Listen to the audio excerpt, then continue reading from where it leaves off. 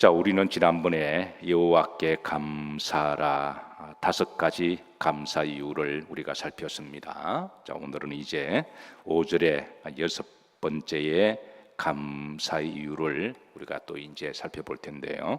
분명한 것은 감사가 많은 인생이 복이 있는 인생입니다. 감사가 많은 인생이 행복하고 기쁜 인생입니다. 여러분의 여정 가운데 범사에 감사가 많으시기를 주의 이름으로 축복합니다. 자, 5절입니다. 자, 시인은 또 무엇 때문에 감사한지 고백하는데 이 고백과 영성이 우리와 통하기를 기도합니다. 합독합니다. 지혜로 하늘을 지으신 이에게 감사하라. 그 인자심이 영원함이로다. 자, 하나님이 천지를 창조하실 때 무엇으로 지으셨다고요? 지혜로 그랬습니다.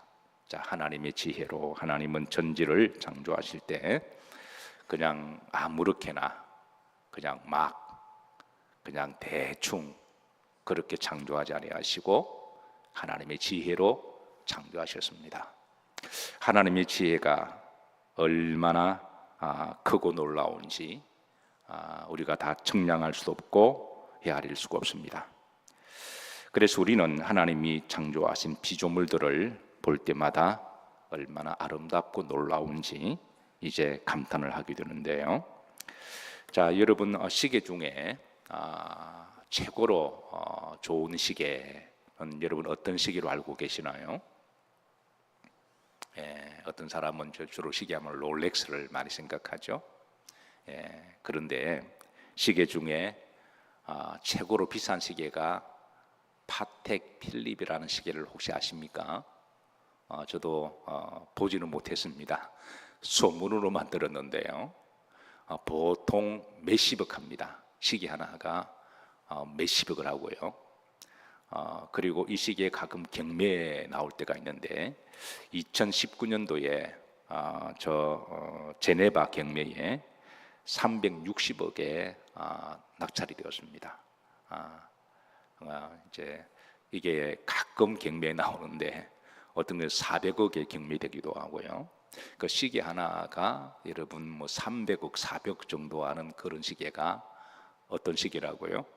파텍 필립이라고 하는 그런 시계인데 왜 이리 비싼가? 2가지 이유가 있다 그래요.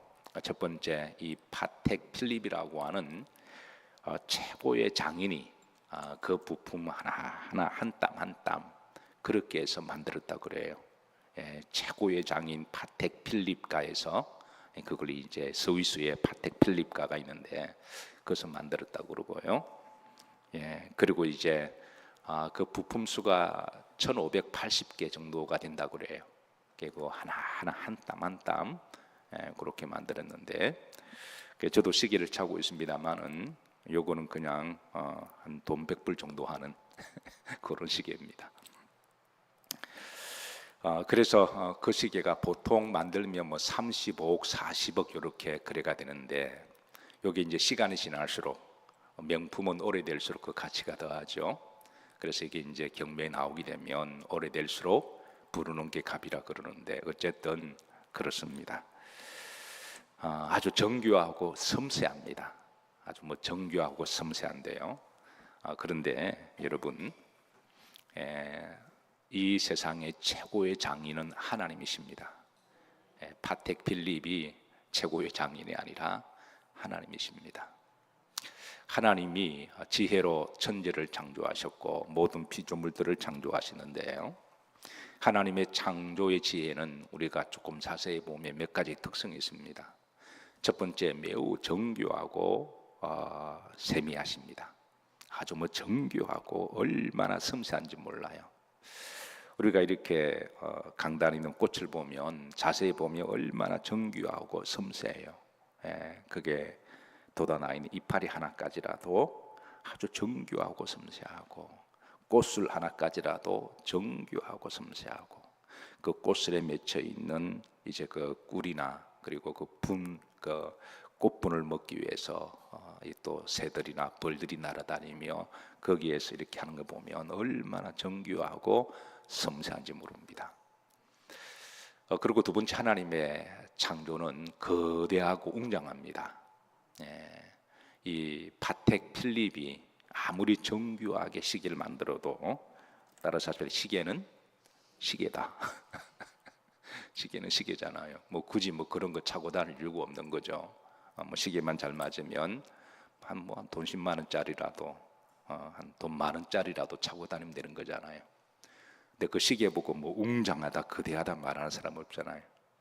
근데 하나님이 창조하신 하늘을 보시면 웅장하고 거대합니다. 자세히 보면 섬세하고 정교합니다. 하나님 만드신 바다를 보면 웅장하고 거대합니다. 자세히 보면 그 물결 파장 하나가 정교하고 섬세합니다.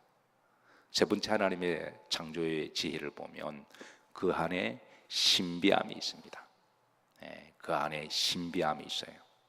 아무리 파텍 필립이 시계를 비싸도 그 안에 신비는 없잖아요. 그는 물건 좋다, 비싸다, 아름답다, 그 정도지. 근데 생명은 우리가 그 안에 DNA가 있고요, 생명의 신비가 있잖아요. 그래서 하나님의 그 지혜로 창조하신 피조물을 보면 그게 그냥 아무렇게나 막 만든 게 아니라 인간이 도저히 만들 수 없는 그런 생명의 신비가 있습니다. 흔히 자연신이라고 불리우는 나태주 시인은 이런 말을 했습니다. 워낙 잘 알고 있는 말씀이고, 특히 이제 자연을 사랑하시고 산행을 좋아하시는 분들은 이 문구는 알고 있습니다. 자세히 보아야 뭐하다? 아름답다. 저도 가끔 산행을 갈 때가 있는데요, 지난 월요일인가요? 모처럼 산행을 갔다 와서 허벅지가 아파서 혼났습니다. 산을 안 가다가 이제 가끔 이렇게 한번 가야 되겠다, 그렇게 해서 건강 삼아 갔는데, 그래서 한 일주일 동안 아리바기 가지고, 그래서 근데 참 좋았습니다. 자연을 다닐 때마다 나태주 시인이 생각납니다. 우리가 사실 산행을 하게 되면 목적지를 정하잖아요. 근데 사람은 목적의 동물이니까, 그래서 보통 남자들은 목적지를 정하면 빨리 올라갔다가 빨리 내려와야 되잖아요.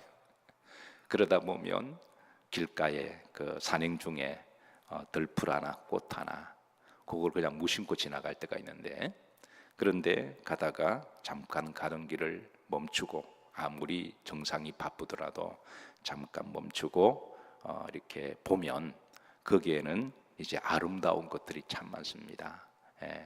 이름 없는 들풀도 누가 별로 이쁘게 보이지 않아서 이름도 안 지어줬지만, 그래서 이름도 없는 들풀이지만 그 들풀도 자세히 보면 아름답고 신비하고 놀랍습니다.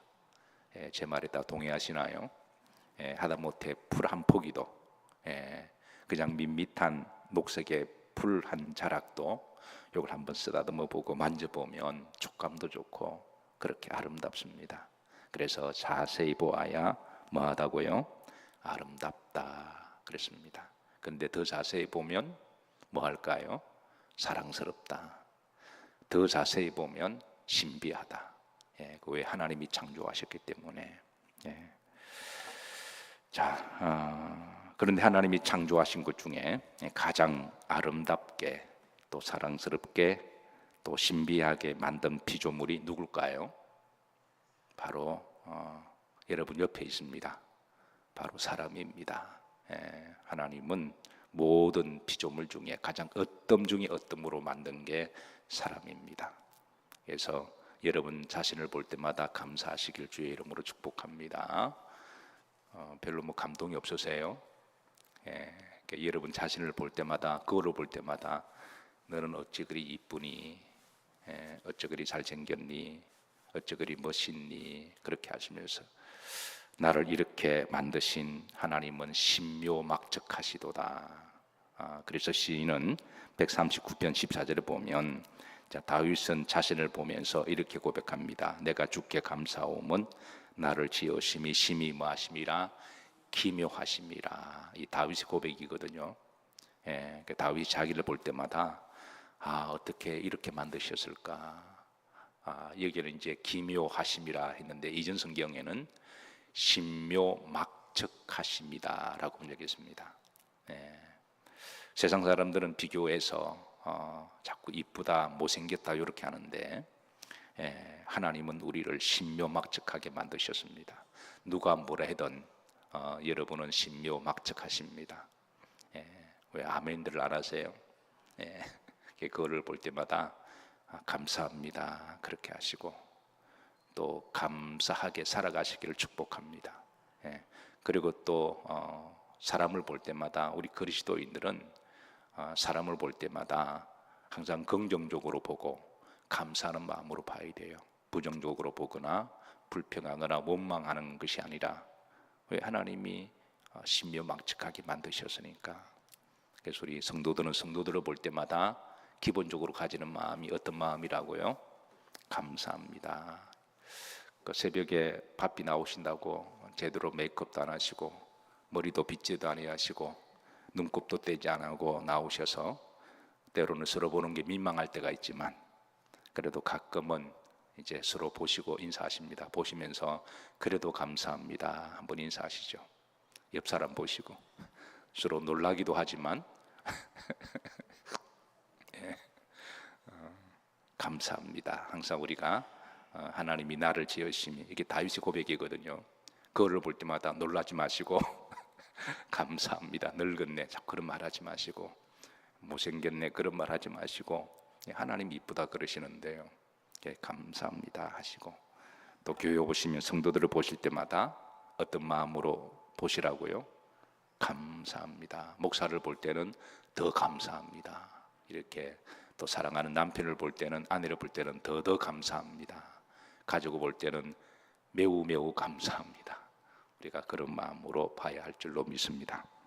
자, 5절을 보십시다. 자, 시인은 자, 하나님이 만든 피조물 중에 하늘을 소환합니다. 하늘을 소환합니다. 하늘을 지으신 이에게 감사하라 그랬습니다. 하늘을 보면 얼핏 보면 웅장하고 거대하죠. 뭐 하늘을 보고 야 속이 뻥 뚫린다 말을 합니다. 하늘을 보면 웅장하고 거대합니다. 그리고 하늘을 우리 우주라고 이야기하죠. 그 우주를 넘어보면 그게 이제 은하수도 있고 갤럭시도 있고 또 더 큰 우주가 있고 빛의 속도로 가도 한 200억만 년 걸린다 그러죠. 얼마나 거대하고 웅장하고 하나님의 지혜 안에는 우리가 측량할 수 없는 거대함과 웅장함이 있습니다. 그리고 하나님은 거대하고 웅장할 뿐만 아니라 하늘을 보면 매우 섬세하고 정교합니다. 하늘도 그냥 웅장하기만 한 게 아니라 매우 섬세하고 정교합니다. 그리고 그 하늘을 보면 신비롭습니다. 신비롭고 놀랍습니다. 하늘을 보실 때마다 오늘 시인은 하늘을 지으신 이에게 뭐하라? 감사하라. 하늘을 보실 때마다 감사하시기를 주의 이름으로 축복합니다. 자, 6절에 보면 피조물 중에 땅을 소환합니다. 자, 다 같이 합독합니다. 땅을 물 위에 펴신 이에게 감사하라. 이제 땅을 물 위에. 여러분 땅도 얼마나 거대하나요? 여러분의 눈 안에 땅을 다 담을 수 있나요? 여러분의 눈이 아무리 시력이 좋아서 이제 먼 곳까지 볼 수가 있어도 지구의 땅을 다 담을 수 없잖아요. 또 땅이 없으면 우리는 살아가지 못하죠.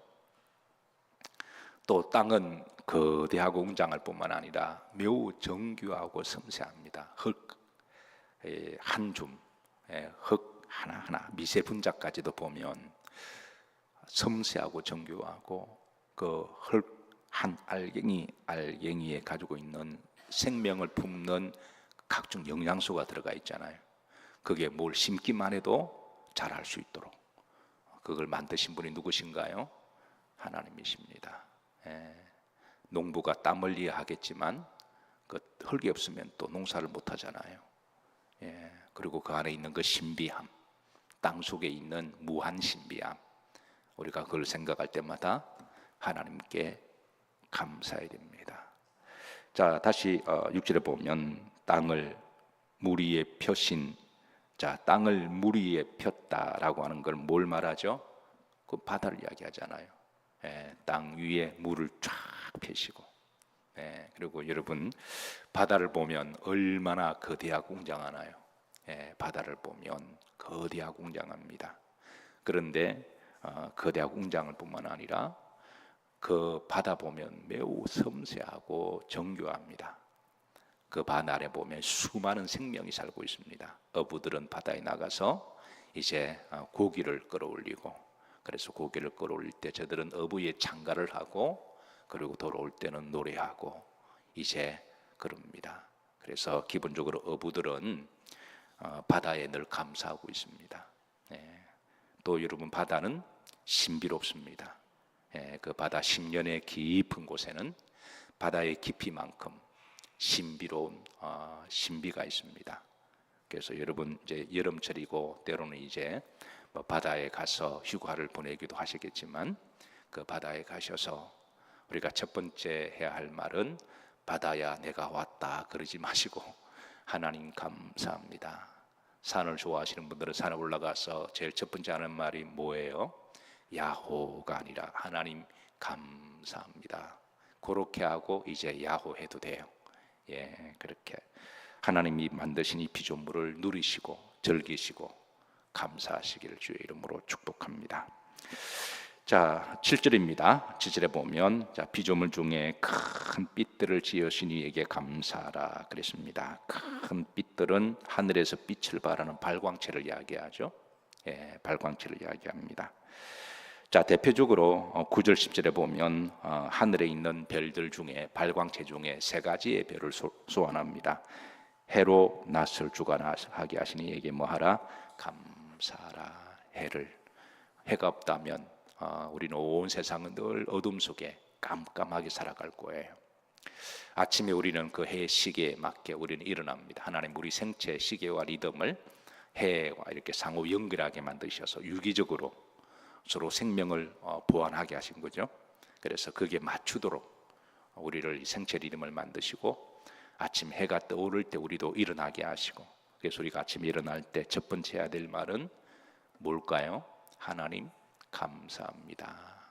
간밤에도 우리 영혼을 지켜주시고 우리의 피곤한 육체를 잘 쉬게 하시고 자는 동안에 힘을 다시 회복하게 하시고 아침에 일어나게 하시니 일어날 때 우리가 첫 마디가 하나님 감사합니다.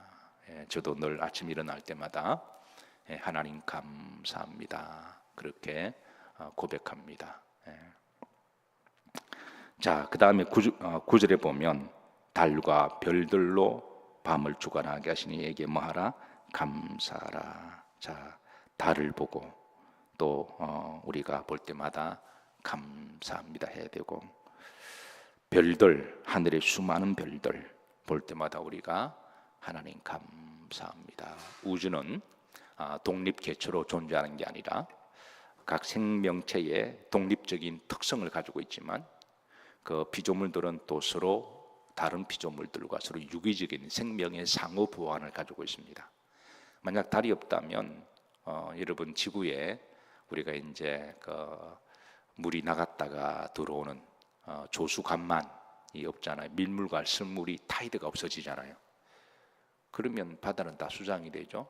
우리 지구는 다른 달로 독립개체로 있기도 하지만 달과 지구의 이 이제 자연 물리적 법칙이 서로 상호 보완 유기적으로 연결되게 하셔서 달이 없으면 또 우리는 살아가지 못하죠. 태양이 없으면 우리는 못 살아가잖아요.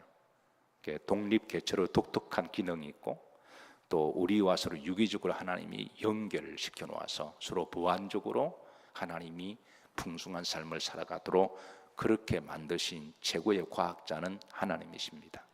그래서 우리가 이런 거 하나하나 생각할 때마다 우리가 흔히 여행을 다닐 때 그런 말을 해요. 따라서 하시면 아는 만큼 보인다. 우리가 흔히 그런 말을 합니다. 그냥 아무 생각 없이 유럽을 가거나 어디 가게 되면 그냥 아무 생각도 아니지만 유럽의 역사를 1000년 동안 세계를 지배했던 그 역사를 알면 로마 같은 경우는 2000년 동안 세계를 지배했잖아요. 그래서 그 1000년 동안 역사를 지배했던 그 역사를 알면 알수록 그게 닿는 걸음마다 다 역사지고 그게 유적지고 하나하나 새겨지는 건물마다 다 의미가 있고 그게 도시마다 다 뜻이 있잖아요. 그럴 때마다 아는 만큼 감동이 되고 아는 만큼 우리가 깨닫게 되는 거죠. 하나님이 창조하신 피조물도 그런 거죠. 우리가 이 피조물을 아는 만큼 하나님의 높고 위대하심을 우리가 깨닫게 됩니다. 모르면 그냥 뭐 모르는 거고, 모르면 그냥 누구 말처럼 저절로 생긴 줄 압니다. 우리는 그런 사람을 무식한 사람을 이야기합니다.